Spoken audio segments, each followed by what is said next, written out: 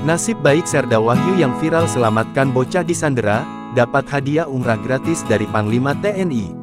Anggota Bintara Pembina Desa, Babinsa Koramil 03, Pasar Minggu Serda Wahyu Hidayat mendapatkan hadiah umrah dari Panglima TNI Jenderal TNI Agus Subianto.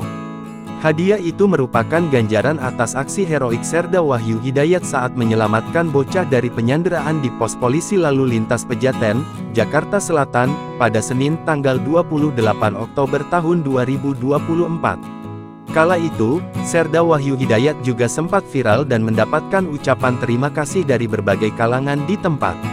Serda Wahyu berhasil menyelamatkan korban berinisial S4 dari pria bernama Indra Jaya, 54, yang meletakkan pisau di leher korban.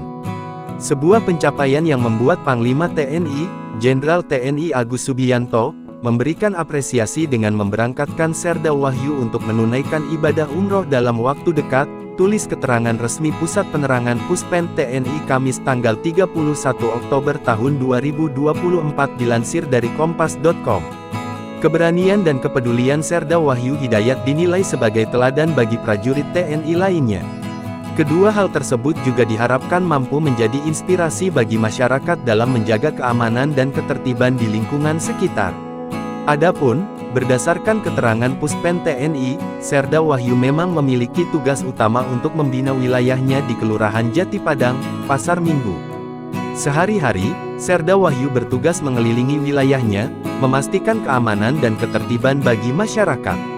Sebelumnya saat kejadian, Indra Jaya meminta Serda Wahyu menjadi sopir setelah ia berada di kursi penumpang belakang mobil dinas berplat TNI yang sebelumnya dihentikan atas permintaan IJ.